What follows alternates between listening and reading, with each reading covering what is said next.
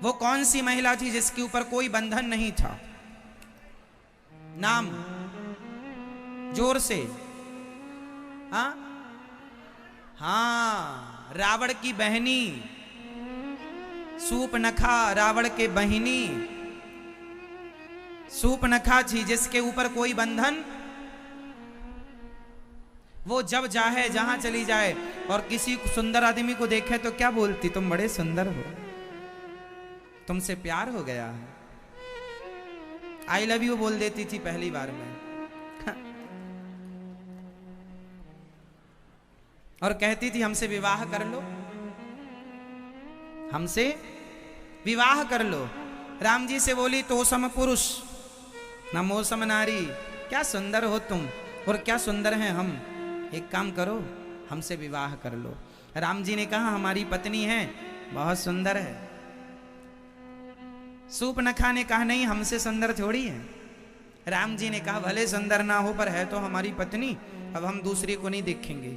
हाँ, हमारा भाई लक्ष्मण वहां पे खड़ा है, तुम बात बना लो, कोई बात कर लो। तो वहां भी चली गई, लक्ष्मण जी से भी कहती है तुम बड़े सुंदर हो।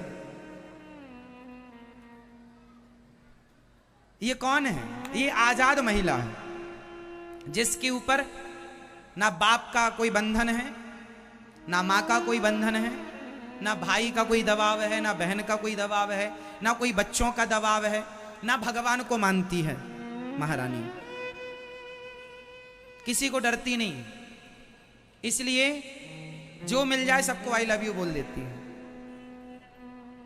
तो जिस लड़की के जीवन में बाप का मां का बंधन नहीं होगा, मर्यादा का बंधन नहीं होगा, संस्कारों का बंधन नहीं होगा, वो महिला सूपनखा जैसी हो जाएगी बिना बंधन के।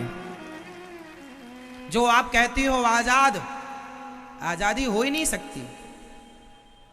एक लड़की अपने बाप के बंधन में रहती है, शादी के बाद पति के बंधन में रहती है, और पति ना रहे तो पुत्र के देख रेख में। बंधन मीन्स ये नहीं कि बांध के, देख रेख, देख रेख में रहती है।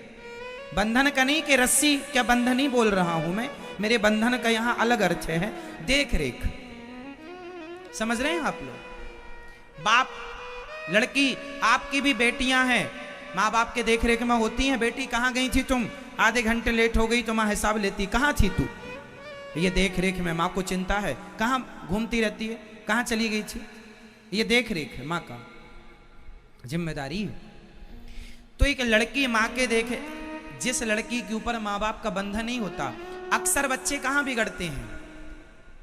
जब बच्चे पढ़ने जाते हैं, हॉस्टल वगैरह चले जाते हैं, हॉस्टल जाने के बाद कुछ बच्चे या तो बन जाते हैं या तो पूरे बिगड़ जाते हैं, क्योंकि वहां माँ बाप का कोई दबाव, कोई कहने वाला नहीं है कि सो जाओ रात हो गई है ज्यादा, कोई कहने वाला नहीं है कि उठ जाओ सुबह हो गई है। अपना किराए से रह रहे हैं, चलो हॉस्टल तो फिर भी ठीक है, समय पे सब है, लेकिन आजकल के बच्चे तो किराए से कमरा लेते हैं, अकेले रहते हैं, लड़का लड़की, कोई बोलने वाला नहीं है। फिर क्या होता है? या तो कोई जिम्मेदार बच्चा हो कि मेरे माँ बाप ने बड़ी मेहनत से पैसे कमा के मुझे यहाँ तक पहुँचाया है, तो वो या तो पढ़ के नाम कमा लेगा, या तो पढ़ लेगा, या तो बिगड़ जाएगा। दो चीज हो रही हैं, या तो जिम्मेदार लड़का लड़की हुई कोई आप लोगों की तरह तो बन जाएगा, या तो पूरा बन के लौटेगा, या तो पूरा बिगड़ के लौटेगा। दो ही ऑप्शन है। आप लोग बच्चों को बाहर भेजते हैं पढ़ने के लिए, दो ऑप्शन होते हैं, या तो पूरा बन के आएगा या तो पूरा बिगड़ के आएगा। जिम्मेदार हुआ तो बन के आएगा, गैर जिम्मेदार हुआ, फंस गया कुसंग में, बिगड़ के आएगा। लड़की और लड़का दोनों के लिए। क्यों? कारण है क्योंकि वहां कोई बंधन नहीं है, कोई बोलने वाला नहीं, कोई रोकने वाला नहीं, टोकने वाला नहीं। इसलिए माँ बाप जरूरी होते हैं, समाज जरूरी होती है। गलत काम करेगा कोई तो लोग रोकते हैं, मान लो, समझ लो। गलत काम को रोकने से, रुक जाने से अच्छा है। यदि आप नहीं रुके, रावण को सबने रोका था। अच्छा, ये दोनों भाई बहन ये किसी को नहीं मानते थे। जैसी बहन थी सूपनखा, ऐसे ही भाई था। ये दूसरे पुरुषों को देखती थी और वो दूसरों की पत्नियों को देखता था। सही है। इसके ऊपर भी कोई बंधन नहीं था किसी का, सूर्पनखा के। और रावण भी किसी की नहीं मानता था। रावण को विभीषण ने समझाया था, मत करो गलत काम। हनुमान जी साक्षात हनुमान जी कौन है? रावण के गुरु। रावण के गुरु हैं भगवान शंकर, और शंकर जी के अवतार हैं हनुमान जी। हनुमान जी ने समझाया था रावण को, क्या माना? ना तो गुरु की मानता है, ना भाई की मानता है। बाप ने भी समझाया था रावण के, विश्रवा जी ने, माँ ने भी समझाया था, नहीं माना। कोई को मानता ही नहीं था।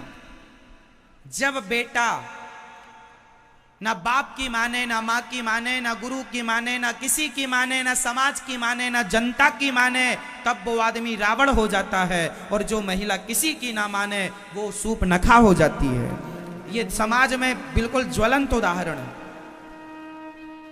इसलिए बंधन जरूरी है।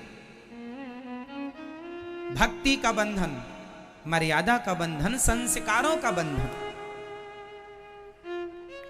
किसका बंधन मेरी मां? संस्कारों का।